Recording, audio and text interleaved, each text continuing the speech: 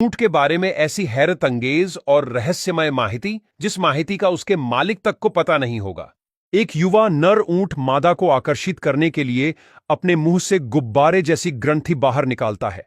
नर ऊंट जब इस दुला नाम की ग्रंथि को बाहर निकालता है तो वह गहरी गुर्राने जैसी आवाजें निकालता है, जो आवाज मादा को दीवाना बना देती हैं।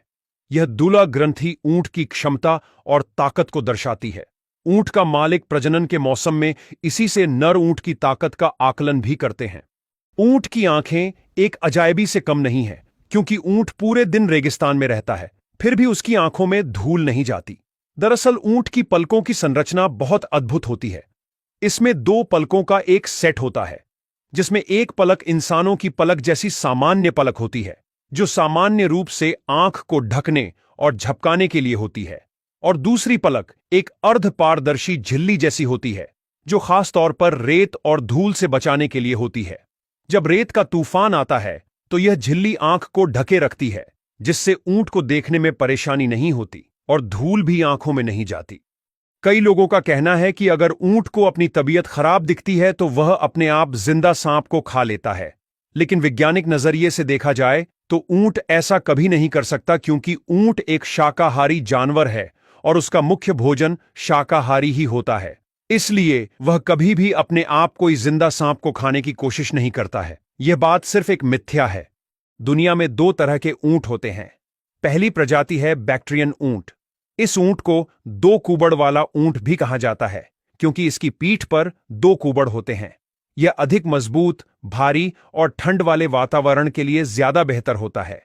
यह मुख्य रूप से मंगोलिया और चीन के ठंडे रेगिस्तानी और पहाड़ी क्षेत्रों में पाया जाता है। यह प्रजाति दुर्लभ है और केवल 10% ऊंट ही इसी प्रकार के हैं। दूसरा, ड्रोमेडरी ऊंट। यह ऊंट को अरेबियन ऊंट भी कहा जाता है। इसकी पीठ पर केवल एक कूबड़ होता है। यह लंबा और पतला होता है और अधिक कुशलता से गर्मी सह सकता है। दुनिया के कुल ऊंटों में से लगभग 90% ऊंट इसी प्रजाति के हैं। कई लोग कहते हैं कि ऊंट की कूबड़ में पानी भरा होता है और ऊंट को जब जरूरत होती है तो कूबड़ में रहा पानी शरीर को मिलता है, लेकिन यह बात गलत है। दरअसल ऊंट की कूबड़ में वसा का भंडार होता है। जब ऊंट को एनर्जी की जरूरत होती है तो ऊंट का शरीर उस कूबड़ में रही वसा से एनर्जी लेता है, जिससे ऊंट रेगिस्तान की गर्मी में भी कई दिनों तक खाए पिए बिना रह सकता है। ऊंट किसी भी कांटेदार पौधे को भी आसानी से खा सकता है, क्योंकि ऊंट की जीभ और मुंह की अंदरूनी परत मोटी होती है, जिससे कांटेदार पौधों को खाते समय यह मोटी परत कांटों से होने वाले घावों से बचाती है। दूसरी ओर ऊंट के ऊपरी और निचले होंठ मोटी और सख्त त्वचा से ढके होते हैं। यह त्वचा इतनी मजबूत होती है कि कांटे इसे नुकसान नहीं पहुंचा सकते। ऊंट के दूध में गाय के दूध की तुलना में अधिक प्रोटीन, आयरन और एंटीऑक्सीडेंट होते हैं। इसमें कोलेस्ट्रॉल कम और अच्छे फैट अधिक होते हैं, जिससे यह हृदय के लिए भी फायदेमंद होता है।